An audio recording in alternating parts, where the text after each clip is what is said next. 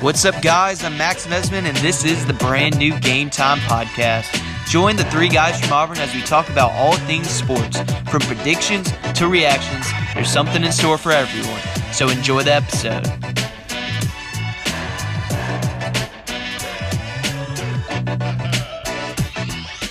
Hello, everybody, and welcome back to another episode of the Game Time Talk Show.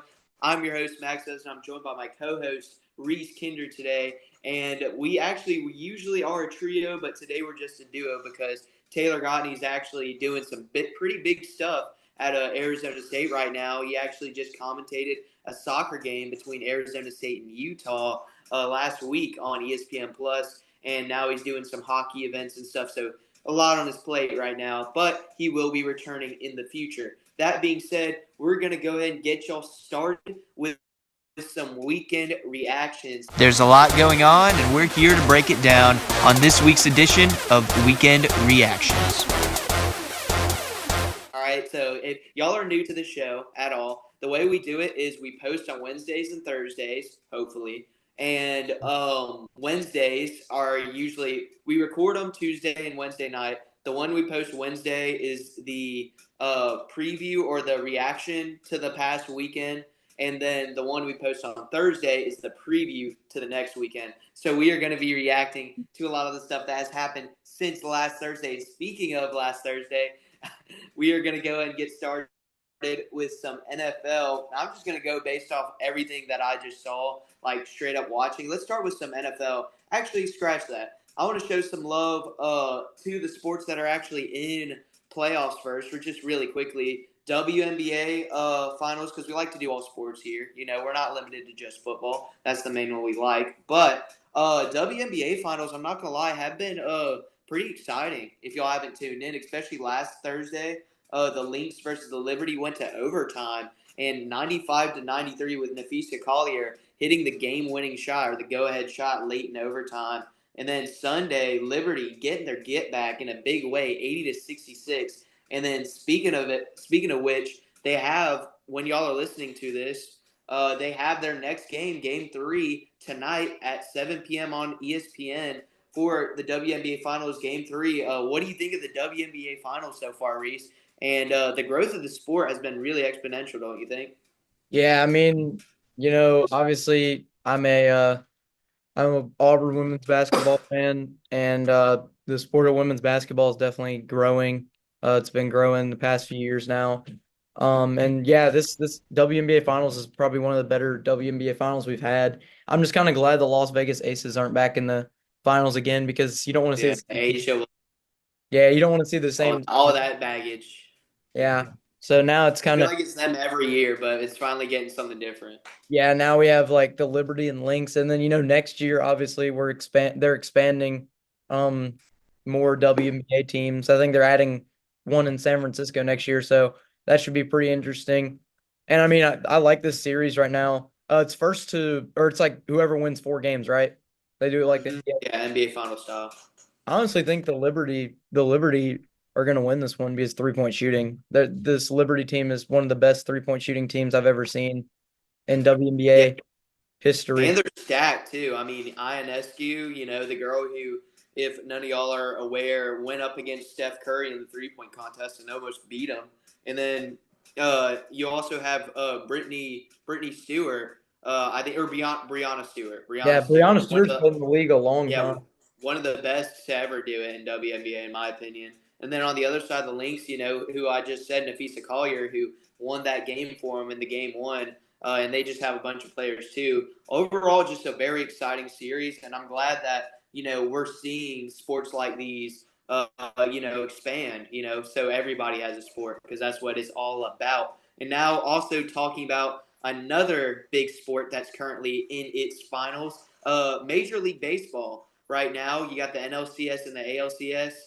Not gonna lie, we're gonna see Yankees Dodgers. All right, I'm just gonna go and say it right now.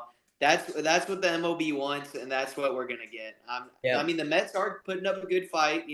6-0 shutout. I think yesterday night. I want to say against the Dodgers. Yeah, yesterday night, or actually it was 7-3. My bad.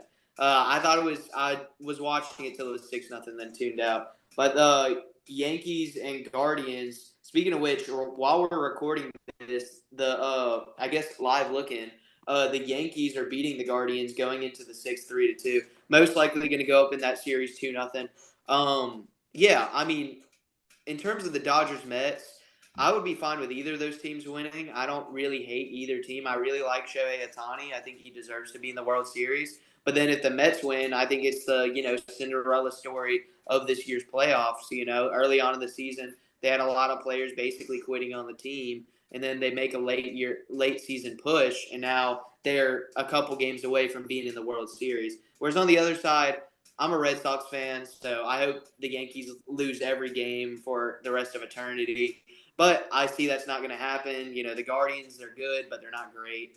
And so it's going to be the Yankees versus either the Mets, which would then be I think people are calling it like this, like a Subway Series or Yeah, whatever. that's what Because the Yankees and Mets is all. yeah, New York versus New York, which would be entertaining. But then you could also have the Yankees versus the Dodgers, which are easily the two best teams right now and for the last couple of years. Your take so far on the MLB playoffs? Have you been enjoying it so far? Oh yeah, I mean, obviously, the Braves got eliminated first round, but that's usual. Um, but I Hey, do. the Phillies lost though. Yeah, I mean, I'm kind of glad, even though the Mets are in our division. Really, really have a lot of respect for that Mets team. Battled through a lot of adversity this season, with injuries. You know, early in the season, just a lot of struggles, a lot of players just giving up basically, and then all of a sudden, once that All-Star break hit, the Mets just started, getting hot. And this kind of reminds me of the Braves team that won the World Series in 2021. They played the Brewers, won, and then they played a few other teams.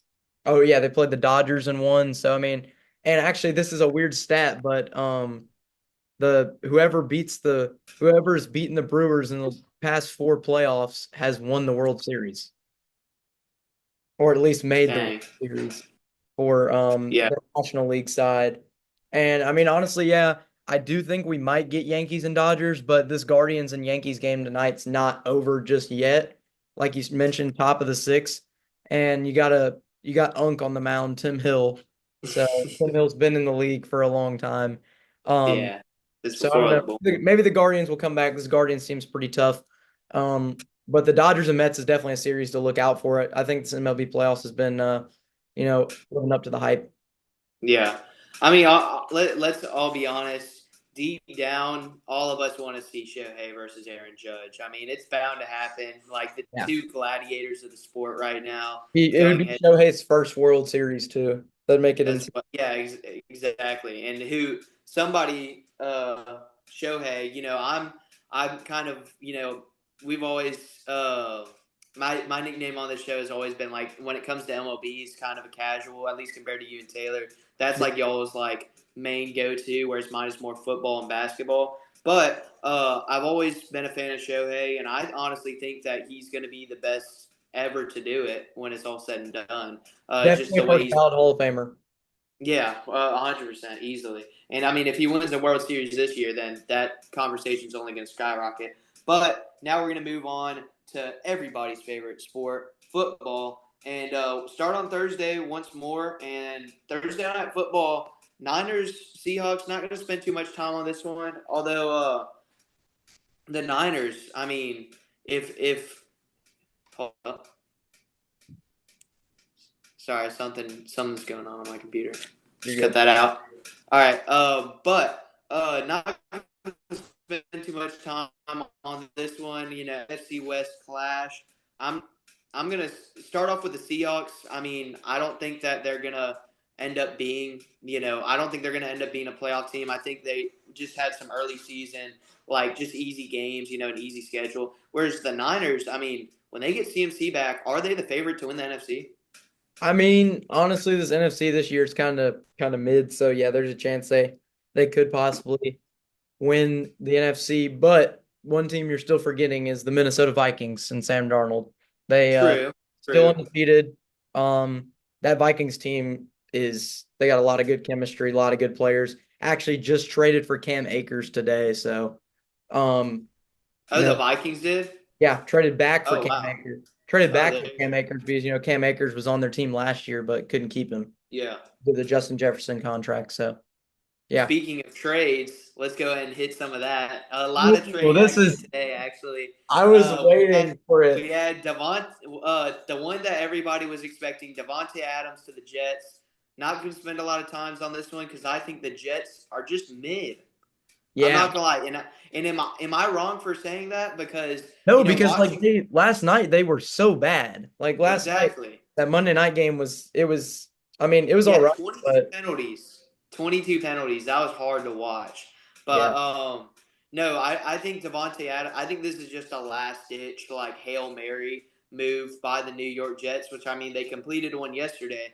But I think this is a Hail Mary move by the Jets, just trying to salvage the season because honestly, I mean, if y'all don't win it with Rodgers, they're not going to win it for a while because No. the stuff they gave up for Aaron Rodgers and now the stuff they've given up for Devontae Adams now, things could get really bad really quick for the Jets if they don't turn this thing around. What I don't think they the, will. Yeah. the good news with this trade is that Devontae Adams, great receiver. He's gonna come back this weekend. He should be healthy. Yeah. And you got Garrett Wilson, who's fully healthy, great receiver, had a great game last night. And then you have Alan Lazard. So Aaron Rodgers has plenty of options. He has plenty of guys to throw it to. And I do Yeah. think the Jets, who knows, but I mean, we obviously are just two kids, making our predictions, thinking what's gonna Yeah. happen. But But I'll be honest with you. Watching that game yesterday, the problem wasn't the receivers. It was that offensive line. The Jets they've offensive never had line an is offensive line. it is terrible, and I don't know how they addressed a lot of things this off season, except for the one thing they needed. All of that being said, the Jets are gonna get the second spot. Like they're gonna finish second in the AFC North.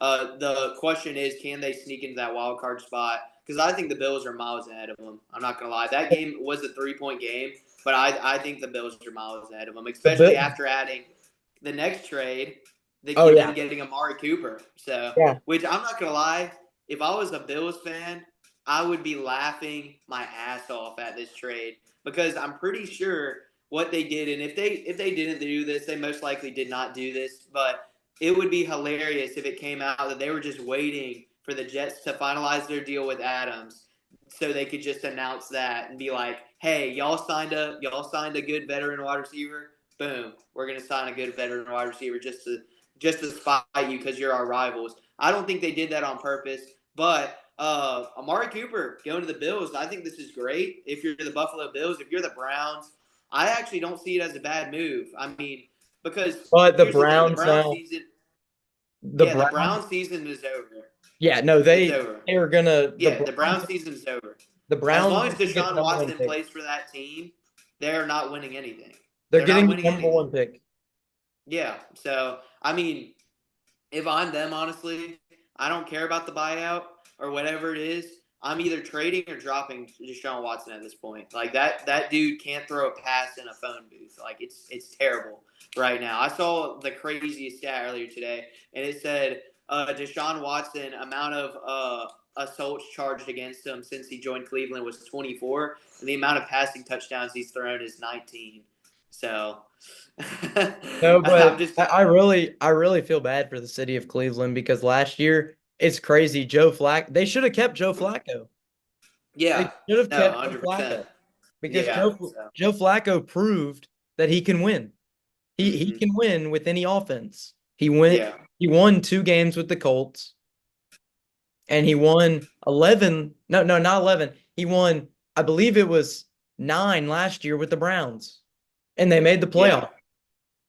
Yeah. And they played a This good is why the Browns will never. This is why the Browns will never win because whoever their I don't even know who their GM is, but whoever it is cannot make good decisions.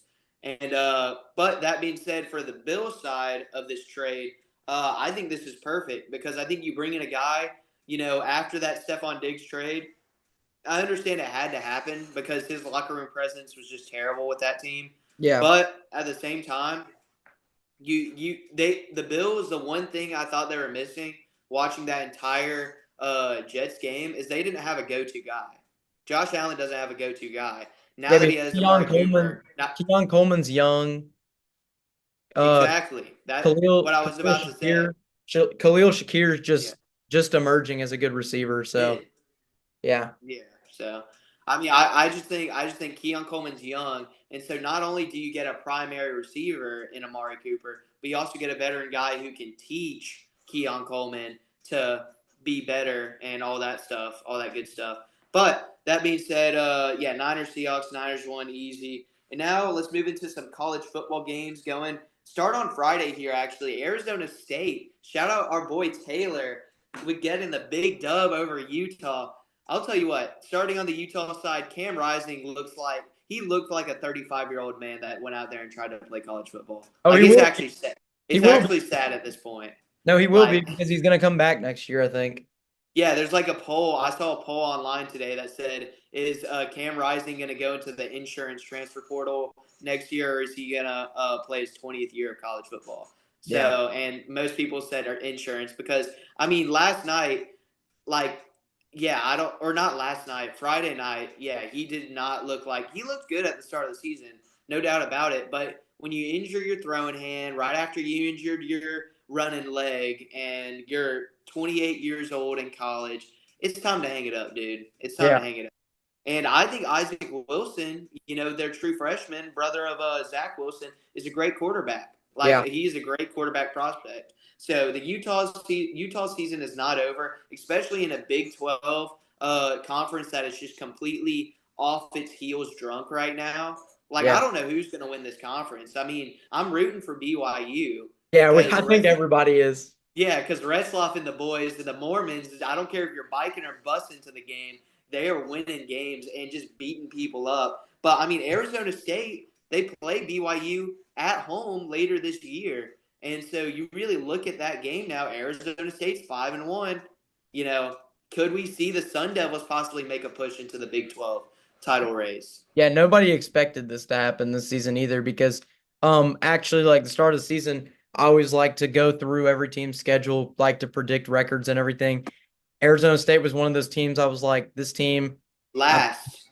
doesn't Yeah, really they have a last lot in of the Big 12. yeah, I was like, doesn't really have a lot of talent in a tough Big 12 conference with teams like Kansas, Utah, Kansas State, Colorado, BYU, Oklahoma State, and then all of a sudden, bang, Arizona State's 5-1 now. Should be ranked. Should be ranked. Yeah, yeah, they should be 100%. But I think it's crazy that they didn't get ranked, but yeah, you got to put Army and Navy in though. Like that's oh yeah, for the culture. I yeah, mean, and Vandy's the first outside of receiving votes. I yeah. mean, college football has just been crazy this year. I mean, It's been say what you will about all the changes and stuff. Gosh, I just love the parody. We got Vandy. it's amazing. Vandy still. Vandy has. You look at Vandy's schedule, legit playoff hopes. Like, I because wouldn't if you say win the SEC championship, you make it, I and wouldn't they're say 4-2. I wouldn't say playoff hopes.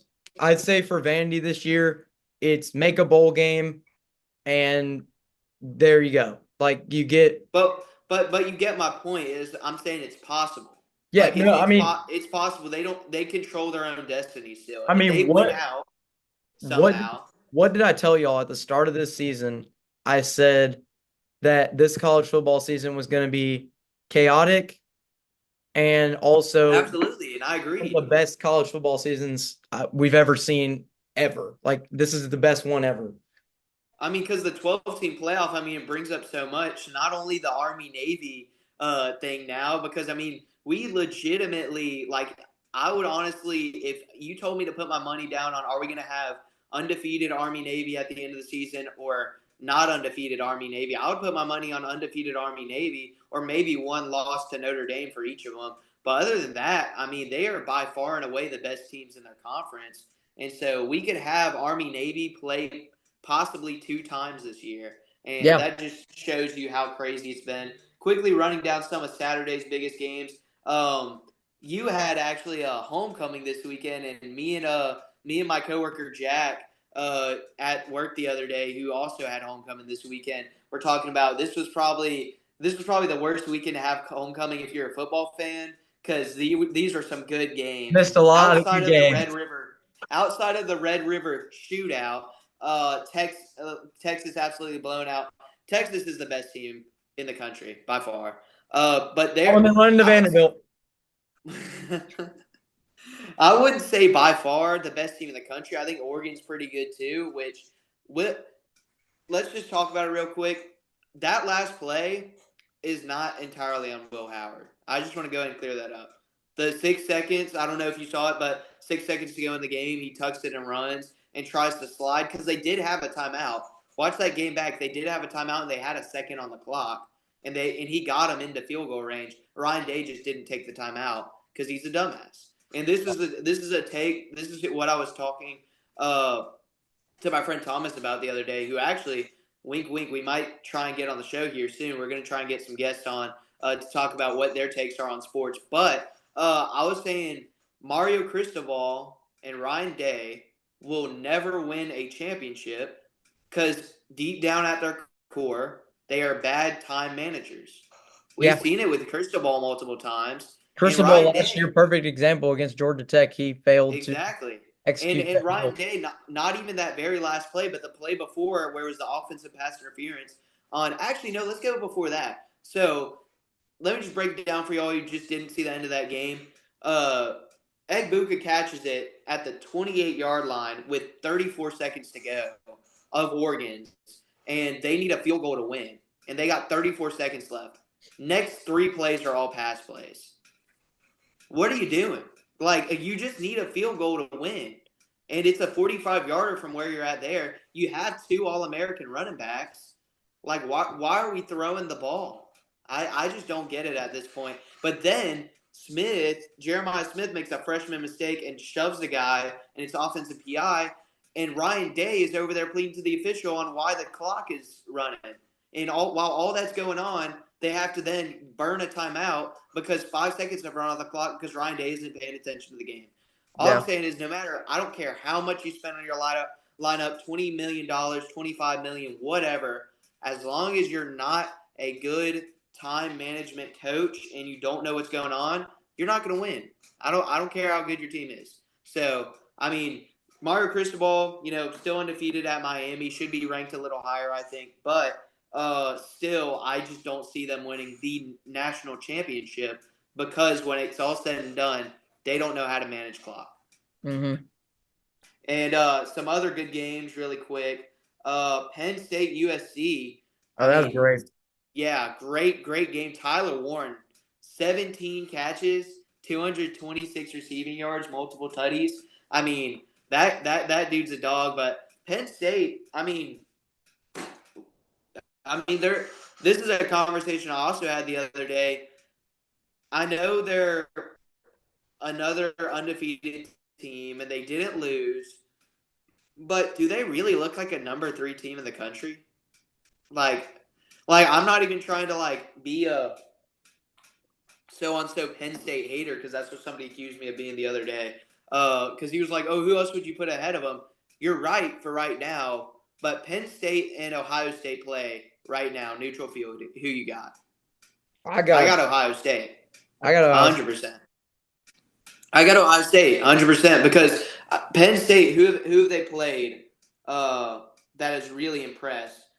Illinois beating them by 14. It was at home, but I'd say that's their best win so far. But I'm telling you, come November 2nd when they play Ohio State at home, right now even ESPN has Ohio State with a 68% chance to win, and it's at Beaver Stadium. Most likely going to be a whiteout.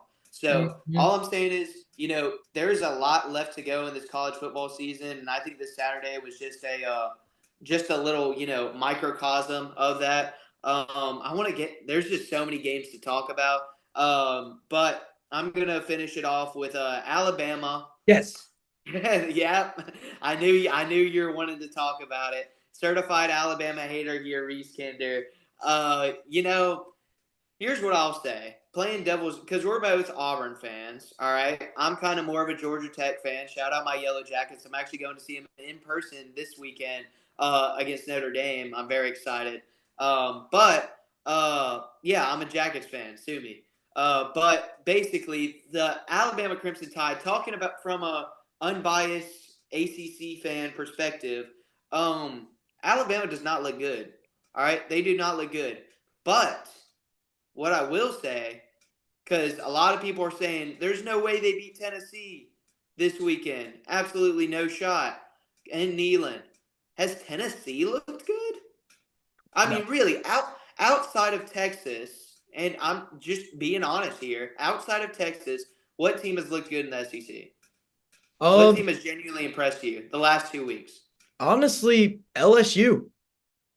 Yeah? LSU has really impressed me. And actually, this might not be a hot take, but I think I think Texas and LSU will be playing in the SEC championship come December. Okay. I think Hey, you'll have a little rivalry in the SEC championship between those two. I think which that's another great game that we haven't talked about. LSU at Ole Miss, hosting Ole Miss. Ole Miss. I mean, this was the year for Kiff. I think Kiffin's gone after this year. I think he's Yeah, going to Florida. I think he will go to Florida. Yeah, Yeah, I see it I happen. think he's going to Florida because not only have I talked, my aunt and uncle both went to Ole Miss and are extreme hotty toddy, all that fans, and they want him gone. And I mean, this was the year to do it at Ole Miss. You got all the guys, you got the best transfer class in history, and you can't beat LSU and you can't beat Kentucky. I mean, so really it's do or die. And guess what? You still have to play Georgia, so Yeah, it's going to be die. I do. I But want to talk about that that Alabama. being said, I do think this LSU team is really good. Hmm. Yo, Yeah, yo, Reese, you yeah, lagged out. I did. Were you going to talk about something? Oh yeah, no, I was gonna say Yeah. I thought we were still talking about the Alabama game. Yeah. So, talking about that Alabama game, um, what I'm gonna say is this is definitely not the same Alabama team we're used to seeing. I will say that this is a new era. I mean, Saban era is over. Um, but what I will also say is you look at the rest of the SEC, and outside of Texas, LSU, A&M, everybody else is looking pretty mid. Gonna be honest. I mean, Georgia allowed 30. And then I mean, Arkansas has impressed me more than Tennessee has. So that's my whole thing with. Do I think Alabama is going to the SEC championship this year? Absolutely not. But you look at their schedule. People are saying, "Oh, they're for sure going to lose to Neyland." I'm pretty sure they're still a favorite right now, and I don't think that's for no reason. I think because Tennessee has looked mid. All right, Nico Yamama is at the end of the day he's a redshirt freshman. I think he will be a great NFL day one draft pick, but he's also a redshirt freshman. He's going to make those mistakes. I mean, they have at Tennessee. I would put my money on Alabama than Tennessee. Case in a second. I just want to run through their schedule really quick. At Tennessee, let's give them a loss. But then you have Missouri at home. They're going to win that. Missouri does not look good. All right. Out at LSU, it's a loss. I think LSU is better than Bama. I think we can agree on that. At home against Mercer, pray for the Bears. You got at Wait, Oklahoma. wait, I wait, think wait, that's a before win. no, no, no. I don't think that's a win. Okay, why? I don't think that's What a about Oklahoma says to you they're better than Bama? okay. So one thing, I mean, we obviously know Oklahoma did get blown out this past weekend, but by then Hawkins will be developed enough to compete against Alabama's defense. Alabama's defense has got to be the worst defense I've ever seen. Um, and to be honest, I think if Oklahoma can move the ball against Bama like South Carolina was and then limit the mistakes, I think Oklahoma wins at home. Oklahoma holds 95,000 people, and Alabama is not going to be. Alabama's going to be kind of shaken up if they have already three losses on the season. and who knows? So you think they have 3 losses by the time they face Oklahoma? Yeah, You think they lose at Tennessee and at LSU? yep. Okay. I mean, we'll see what happens. I'm just saying for the Bama fans out there, and I'm not by any means a Bama fan. I hope they lose every game the rest of eternity. Hey, But I Mercer's also 5-0, want so you. watch out. What? Mercer's 5-0, so watch out. Yeah, I mean, shoot, go Bears, like go Bears, 100%. But at the same time, I don't get Bama doesn't pay the bills. At the end of the day, I wanna make the best picks so that I can help y'all, the viewers, out. With if you sports bet out there, I want you to make some money. I would put money personally on Bama this weekend. But we'll see. That's the whole thing. We'll see. We will talk more previewing all of these upcoming games on tomorrow's show. Be sure y'all tune in tomorrow. But that being said, that's going to do it for weekend reactions. And now we're going to move into your segment, Reese, Fantasy Breakdown. This is Fantasy Breakdown with your host, Reese Kinder. Well, we haven't done this segment in a long time, but We haven't done a show in a long time. we haven't done a show in a long time. It's been like 2 weeks. Exactly. But, this week, obviously you got, we've had a few players banged up the past few weeks. Mm-hmm. And just kind of just go back. I mean, go back last week. I'm just going to highlight some of these guys that last week did phenomenal. I mean, it was incredible what some of these guys did. Like, I mean, you got guys like Lamar Jackson and Jaden Daniels that had they had huge outbreaks this week. I mean, obviously Lamar's the number one fantasy player. We all know that. There's no doubt about it. Wait, Lamar over you have Lamar over Jaden? Yeah, Lamar is the number one fantasy player. Oh, is that just by stats? Mm-hmm. Okay. But I don't know. Jaden Daniels pretty good. He is 20. He's projected 25 this week, obviously, because he's playing the second worst defense in the NFL. Yeah. But I mean, this past weekend was just great with fantasy points. Obviously not for my team. My team scored 91, so I still won. But I mean, this past week we saw Jaden Daniels and Lamar Jackson go head to head. Both of these guys were incredible. Obviously Jaden Daniels able to run the ball and throw the ball. He can throw the ball downfield like super far. I never expected that from a guy like him. And I mean, honestly, if you guys don't have, I don't know how. If anybody doesn't have these guys on their teams, they're actually stupid because these are the two best quarterbacks in fantasy. And actually, right now, we do have development in possibly Russell Wilson playing this upcoming week. I heard about that. So if you don't have Russell Wilson on your fantasy team, you might need to go ahead and add him because Russell Wilson possibly, I honestly think he will start, but Russell Wilson probably will start this weekend for Pittsburgh. And to be honest, who knows? He might have a breakout game. He might suck. I do not. You want my honest prediction? I think Russell Wilson gets benched by the third quarter. I'll be honest. I do. I don't.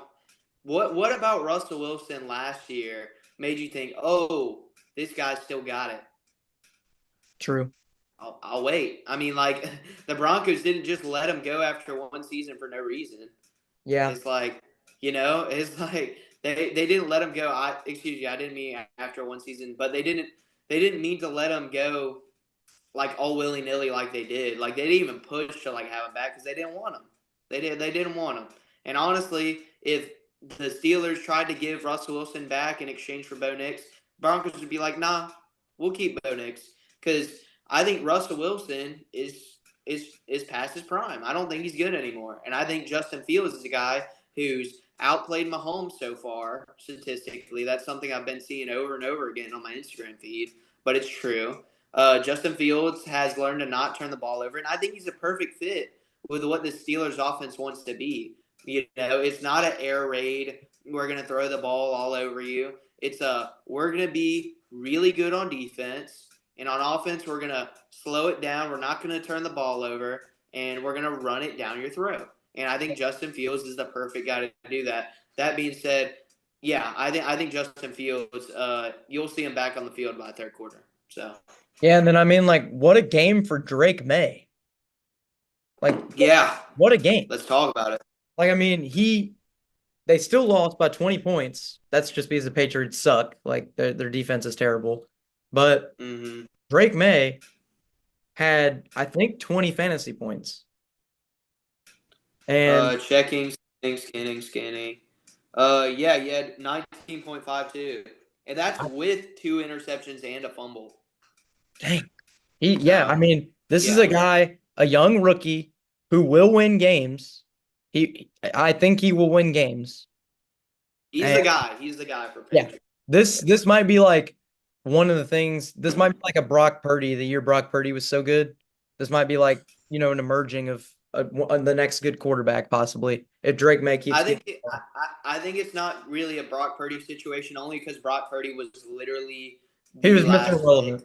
Yeah, like Drake May. Drake May's expected to do this, and he knows that. He walked on the field. He's like, "Yeah, I know I'm here. What's up about it?" Like, I honestly thought he should have started from day one.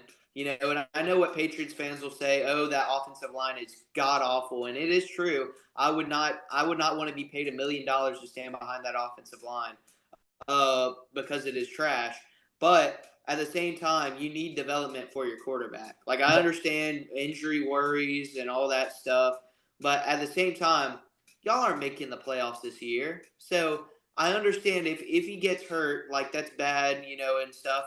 But he'll have a whole off season to rehab next year. Would you rather him just sit on the sidelines and not get injured, or would you rather him actually get those in-game reps? And who knows, possibly lead your team, to a couple of wins. So I think Drake May, yeah, is 100% a guy that you need to pick up in fantasy if you do not have him. Yeah, and then honestly, now going away from the quarterback side of things, now I kind of want to get into these running backs. We had some breakout running Hit me. backs. Um, and honestly, this one guy, Mr. Bucky Irving, did not Mm, expect this from him at all. I know Max, obviously, the Saints lost. I did not expect that to happen either. But Bucky Irving, what a game. 18.5 points. He had double-digit PPR points for the third time in 4 weeks. Third time in mm-hmm. 4 weeks for Bucky Irving.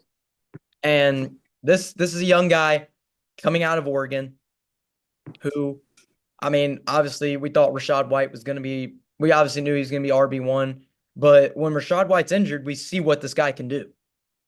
Yeah. This guy can I take mean, full advantage of the field. yeah. I mean, not only Bucky Irving, but can we talk about Sean Tucker for a Oh second? yeah. I mean For, that's for another good yeah, example. He was on your the bench actually. yeah, kill me. All right, kill me now. I literally could have won. You know who I decided to put in last second over him? I had two guys who were going to be slotted in at RB2, and I had Jonathan Taylor injured, so I was like, I have to go with one of these guys. I had Sean Tucker and I had Eric Gray. I picked Eric Gray. You know what Eric Gray put up in four 1.3. quarters? He put 1.3. up 1 point. Let me check to make sure. Now, I don't want to spread misinformation. 1.3. You know what Sean Tucker put up? It's like 34, yeah. 34.2.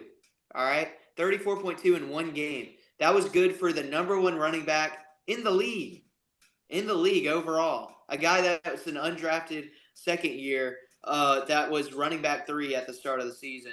14 carries for 136 yards and a touchdown. And then through the air, 3 catches for 56 yards and a touchdown. No turnovers. I mean, he's projected 2 this week because Rachaad White is back, so he will be getting third running back reps, so he might get 3 touches all game. But with that being said, I mean, Rachaad White's been looking mid all season. I'll say it. And Bucky Irving's been a lot better. I think Bucky Irving will be running back 1. He will get running back 1 reps by the end of the season. Yeah. And who knows? I mean, Sean Tucker climb slowly. This is how running backs do it. This is how the game works. you slowly climb up that depth chart. We'll see. I'm not saying start him right now. Absolutely not. He'll get you like 2 points because that's how many touches the Bucks are going to give him. But I'm saying for future, start looking at Sean Tucker. As a guy possibly to add in there. But great week from both those running backs. Absolutely. Yeah, and then another good running back, Tyrone Tracy Jr. from the New York Yeah. Giants. This guy has been insane. Stepping up for the injured Devin Singletary. I think Devin Singletary just needs to be RB2 at this point. Like Really. Tyrone Tracy Jr. has been having some insane games, and I think Devin Singletary, when he comes back, needs to be RB2. I don't know. Here's what I'll say. I mean, because Devin Singletary was putting up some good performances when he was actually playing. Hold up, I want to find the actual numbers right now. But no, Tracy did put up. This is 2 consecutive weeks with double digits. But you look at Devin Singletary. I mean, 3 out of his 4 games he scored over 9 points. 2 of which were 14 and 18 points, and then he put up a 9-pointer week 1, and then 5-pointer that week that he got hurt. So I mean, he had good production before he got injured, and the word on the street is that he will be coming back to start this week, Devin Singletary, and so and so Tyron Tracy will most likely be back to getting running back 2 reps. But at running back 2, you can still break away and have great games. Look at Braylon Allen. Braylon Allen multiple times this year. I mean, even yesterday too. I'm pretty sure he had double digit because he ran for a ton. So I mean, you got these running back 2 guys. That's why I said Sean Tucker. Wait on him. He's not going to get any touches at running back 3. Running back 2 in the Giant system, he'll get a drive to himself every other drive or every 3 drives. So I think Tyron Tracy is a good guy to stash right now. I wouldn't start him, but also look for that momentum. But great week for Tyron Tracy for sure. Yeah, but you do have to look who the Giants are playing their next 3 matchups. They got the Eagles at Pittsburgh, and you got the Commanders. So all those defenses, probably the best defense out of all of them's Pittsburgh, but we'll see with Tyrone Tracy. And then these next 2 guys, actually 3 guys I want to highlight. Isaac Garendo. Rendo. What a Yeah. great game. Nobody expected this. Jordan Mason, like, I don't know, had like lung cancer mid-game.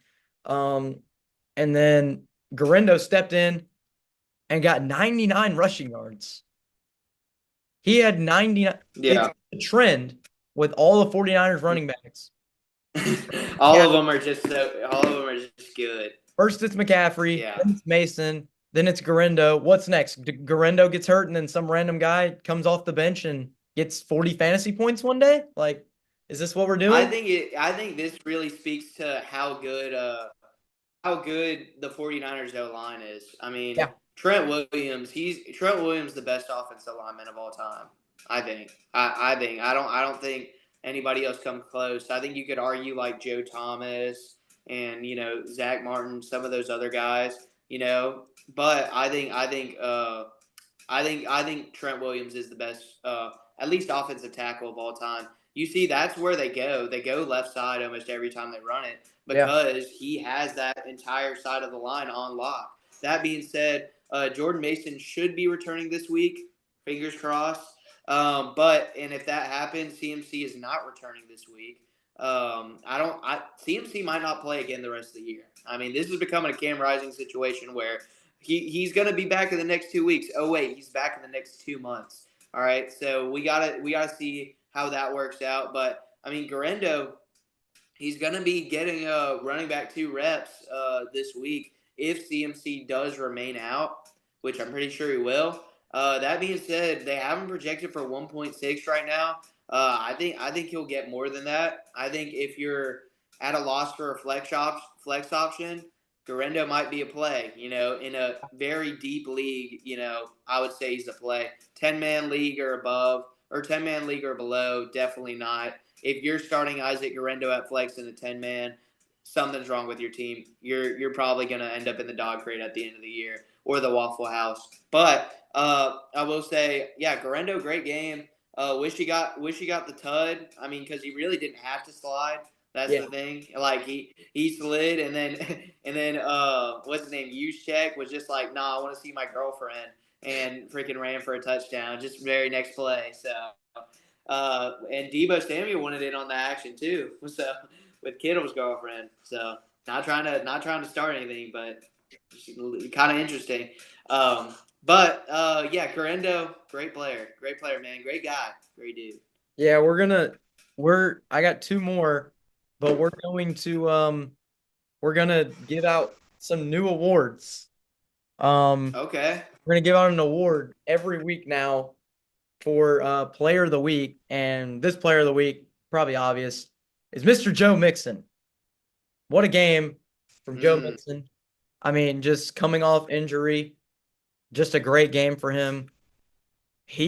I mean, oh my goodness, 7.8 yards a rush, 102 rushing yards on 13 attempts, and one touchdown. Like, this guy just Yeah, gets better and better every dog. time he plays. Here's And what I'll say, or go ahead. oh, you can go ahead. Oh, okay. What I'll say about Joe Mixon, yeah, great player. I mean, you look at week 1 of the year. We said this, I'm pretty sure, after his week 1 performance. He had 30 touches his first game. You Yeah, know, 30 carries, not just touches. He had 33 touches total, including his receptions. Um, yeah, Joe Mixon's a dog, and the Texans have shown that they want to use him. So, I mean, I think he's every game he's not been injured in, he's put up at least 26.8 points, and that's been 2 games. So I think Joe Mixon, by the time it's all said and done, don't be surprised if this guy's running back one. Don't be yeah, don't be surprised if he is, because we knew at Cincinnati he was a dog, and Cincinnati just gave up on him for whatever reason. And now guess what? You're trash. And but for the Joe Mixon, I think yeah, running back one. And just a quick conversation. This is a little bit away from fantasy, but just quick conversation, like 5 seconds. Hip drop tackle. Why make it a rule if you're never gonna call it? yeah. Like I don't mind that it's not being called, except the reason I do mind it is because y'all made it a flipping rule in the first place. Like the Commanders Ravens game, Lamar Jackson running out of bounds. It wasn't a. The commentators thought it was a horse collar, which it wasn't. Grabbed the middle of the jersey, but he clearly swings his hip under, and they review it, and they still don't call a hip drop tackle. That's what got Joe. So, That's what got and Joe. that Joe Mixon, and yeah, Joe Mixon fined the guy, which I would have too. I mean, which that's what they're doing now is finding him after the game. Which honestly, I mean, at that point, what's the point? Like, what's the point? You're gonna take what 25K out of their paycheck, which is like, oh, if they bought like a bag of Skittles, like like for some of these big name guys. Like, I don't understand the whole point of that. But yeah, I just wish. And going to that Bills Jets game, there was 22 flags, and they still missed hella calls. Like that's how bad it's getting for NFL refs. Line judges, I think, should be gone like pronto. Like I think we need to have some sort of tracking device in the football or something like that where you can automatically tell if it's first down, and we don't have to have a guy looking at it and being like, I think that's placed right there. And so, yeah. So at this point, I mean, NFL officiating, everybody knows how trash it is, but it's come to a point where like you're gonna make rules and then not apply them at all, and then have that be the reason one of the most explosive players in the league doesn't play.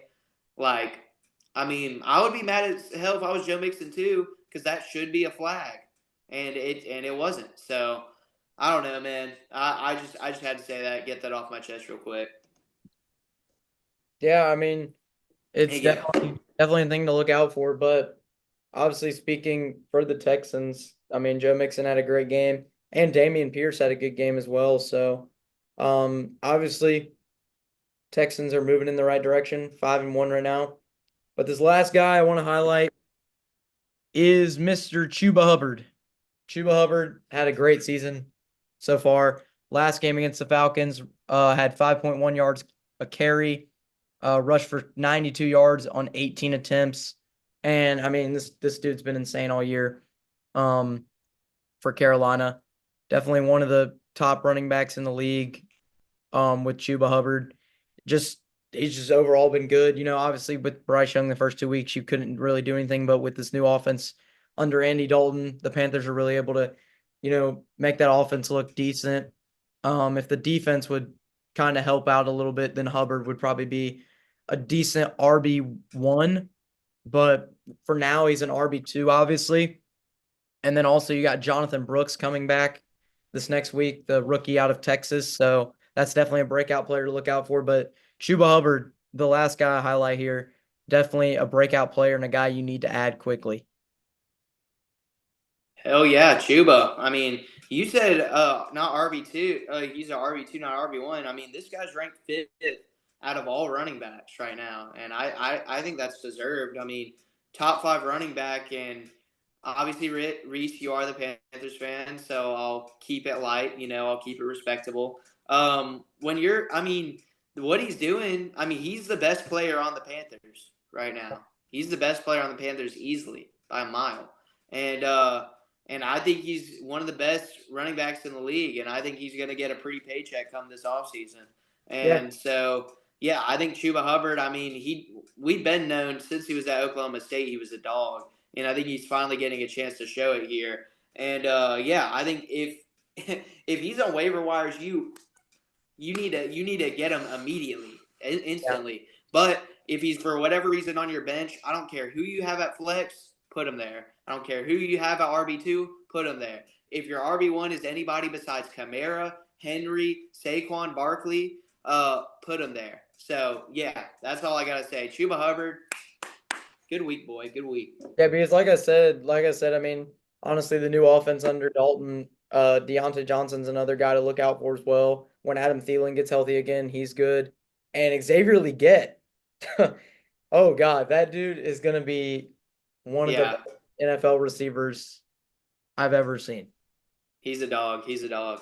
But like I said, hopefully Panthers get their shit fixed out or fixed with the defense side of the ball. Right now, the offense is Should not the problem. hey, you know what y'all need? You know what y'all need? A new defensive coordinator. Bust and roll in my AP. Perfect timing. I honestly I don't keep a think guess on we need a my quarter. We need a stay quarterback. shining. No, we need a quarterback, but If we like it's not. You can obviously tell it's not the offense. The offense can move the ball. They can score. It's the defense. The defense gives up 30 points a game. so next year, all right? Next year, for whatever reason, y'all are at the third pick, and somehow the Patriots and the Browns have lost their minds, and Travis Hunter, Shadur Sanders, and Cam Ward are all still available. Who do you go with if you're the Panthers? Honestly, I would go Shadur. I I'm not. I'm not gonna take a quarterback in the first round. really. Yeah, I would take Hunter to make a because I don't think either Thielen or Johnson's going to be gone after the season. I think Oh, after I was saying for DB. yeah, oh well, for DB, yeah. DB get Yeah, Travis Hunter and yeah. then I say second round. Second round you have two picks. So get a quarterback one of those picks and then the other pick get a defensive lineman. Wow. Who you going Dylan Gabriel then? I guess that's the best quarterback I see being available in the second round. I don't Because know. I think Ewers, Beck, Sanders, Ward, and Milrow will all be gone by the end of the first. They actually think Guaranteed. Mel Kiper actually thinks Ewers will go like early second round. I mean, we'll see. I mean, if he puts up a good game against Georgia, you can say goodbye to that really quick. Like But I said, I it's mean, obviously the Panthers' problem's not this sounds weird, but it's not the offense, it's the defense this time. So let's switch things around and can we ever get on the same pace with defense at all? we'll see what happens. We'll see what happens. We're not beating the Commanders, I can tell you that. That game's gonna be a blowout. We'll score Is it 20 at the points. Commanders? We'll score 20 points, but they'll score 70. So Dolphins, Broncos.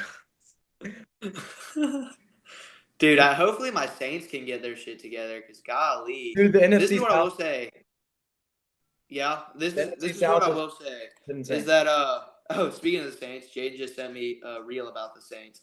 But no, Saints fans who are dogging on Spencer Rattler saying, "Oh, why did we pick him?" All that. First of all, we picked him in the 5th round. So, I mean, like honestly, you look at it, I'm not gonna lie, after he threw the 2 interceptions, I'm kind of not feeling as good about this take, but a lot of NFL experts, after he dropped all the way to the 5th round, said if this was a year where you had Caleb Williams and you had Jaden Daniels and Drake May and Bo Nix and Michael Penix Jr. and all these other guys, I mean, he's probably a day one. He's probably a day one pick in terms of like late 2nd round, early 2nd round, probably like for most teams, especially if they need a quarterback. Yeah, So that being said, I mean JJ McCarthy too. You had 6 guys go 1st round, not only 1st round, top 10 picks. You had 6 of the first top 10 picks all be quarterbacks. That tells you how stacked this QB class was. And yeah, so I think Spencer Rattler will be fine.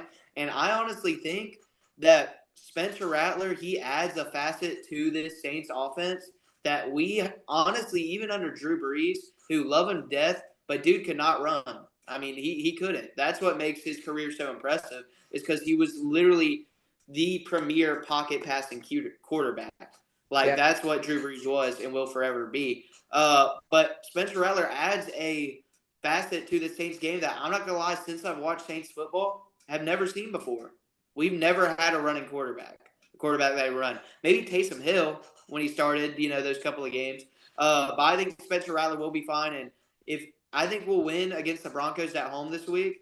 Sean Payton's return to the Superdome. I think it's going to be a must-watch game that not enough people are talking about. Rookie on rookie Thursday night game. I think it has the chance to be one of the best Thursday night games of the season so yeah, far, considering a lot of them have been trash.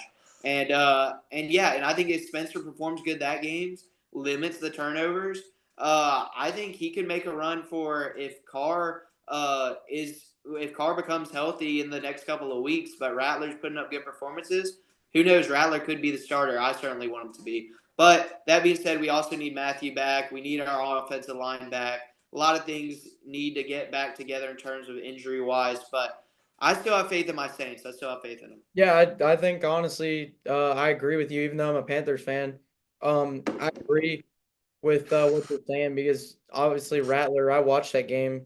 They had It it. wasn't that loss wasn't his fault. That's No, you that can't was put up you can't allow 51 points and expect to win a game. yeah. That's yeah. That was strictly the defense's fault, which usually doesn't happen for the Saints, but it happened. That's gonna happen And I'll somehow. tell you why it happened. Tyrann Mathieu, who, if you've never watched the Saints game the last 2 years, Tyrann Mathieu is basically our middle linebacker. Yeah, And what I mean by that is that he leads that defense. Like, he is the QB of our defense. And when he wasn't out there, we brought in, granted, I think he's going to have a great future, and I think he's a great player. But we brought in Kool-Aid McKinstry, who's a rookie, to be our strong safety in replace of a guy that basically calls plays on defense. So that's really what happened. Matthew should be back for this game on Thursday. I know it's a short week, so that's why it's a possibility he's not. Uh, but in terms of O-line, I think Clint Kubiak was the coaching steal of this offseason, the QB's coach for the Niners, because what he was doing with the play-action boot in that second quarter with Spencer Rattler was genius because our center is out, and then we put our right guard at center, and then that guy got hurt. So we're down to our third string center and our second string right guard. So that being said, no protection up the middle. So what do? Get the quarterback outside. And Spencer Rattler has wheels, and he also has good eyes down the field. And one of those receptions was a 50-50 ball that could have gone either way. It wasn't really a terrible yeah, read. His second interception, it was just complete desperation. He was basically throwing up a Hail Mary. So that being said, I like my Saints. I don't think we'll win the division. I think the Bucks are better, but I think if we can beat the Falcons in New Orleans the next time we play them, and beat the Panthers hopefully in Carolina, I think we could finish second in the division and hopefully get a wild card. yeah. So, but we'll see. Honestly, just before we go, I gotta say to the Panthers fans that sit on their couch all day and Like, got they just Get it got off your chest, Reese. Get it off your chest. no, okay. So this has been like I see it all over Instagram. It's like, why is Dalton still quarterback? Because Dalton can move the ball down the field. Dalton can move the ball down the field. He makes the offense have firepower. He gets the team amped up. And like I said, the only bad thing about this team is the defense. So what you do, you go in the offseason, fire the defensive coordinator, get a new one, and then work with that. And I think next year, honestly, what you do, you keep Dalton as starting quarterback. You get a quarterback, let that quarterback learn under Dalton, and you see where that gets you. Because to be honest, I'm tired of hearing, oh, Bryce Young would do better. Bryce Young sucks. He's a bust. He's never going to play a down of NFL football again unless the Panthers trade him, which they probably will, or they'll release him, one of the two. And Dalton, I've seen too many games. People will say, like, oh, the Bears game, they lost 36-10. Yeah. Okay. Dalton threw one interception. Dalton's thrown 3 interceptions the whole time he's played so far for Carolina as a starter this year, and he's thrown 10 touchdown passes. That's almost just as good as half the NFL quarterbacks in the league so far. So, to be honest, everybody that's a Panthers fan that continues to hate on the team, just don't be a fan anymore if you're just going to keep complaining, because it's going to happen. Dan Morgan, the GM, said this is a rebuild year, which it is. It's a rebuild year. We didn't know what to expect when we came in the season. That's literally what they said. And to anybody that thinks Dave Canales needs to be fired is an idiot. Because Dave Canales, if you listen to his press conferences, knows what he's talking about. He knows what he's doing. He made the right decision to bench Bryce Young. He asked the owner first. David Tepper went through with it. So here you go. You have Dalton. He wins one game. Okay, he wins one game. Everybody's like, okay, he's going to win. He's going to make the playoffs. But you can't think that far ahead. Obviously, you've seen what happens. The defense has been terrible the past few weeks, but the offense has been promising. The offense has been promising. And to be honest, I still think the Panthers have a chance to win three more games, win 4 games, whatever. And we'll see what happens. Maybe they surprise me. Maybe they win 6, but I'm not going to get that far ahead. I think this Panthers team is mediocre, and I think that Andy Dalton is a perfect guy for this Panthers team. He can lead them to victory, but he needs a defense to back that up. So, like I said, just have that in mind when the next time you try to hate on the team when they are rebuilding. That's all I have to say. Well said, Reese. Well said. And that's going to do it for this episode of the Game Time Talk Show. We hope y'all enjoyed today's episode. Be sure y'all tune in tomorrow as we are going to be picking a lot of these upcoming games for what should be another huge week of sports. But for myself, as well as my co-host Reese Kinder, as well as everybody else behind the scenes that helps us with this podcast and gives us inspiration, keep doing that. Keep giving us. Also, we're on YouTube. Comment down below any other stuff you want us to talk about, teams you want us to talk about. We will talk about it. Any recommendations for you had the show. Literally anything, whatever. But that's going to do it. I'm going to stop yapping. Hope you all have a good day. See y'all tomorrow. Peace. Thanks for listening to this week's edition of Game Time. Be sure to check out our episodes coming out every Monday and Thursday. We appreciate all the support. Also be sure to check out our Instagram at GameTimePod_official. See y'all next episode.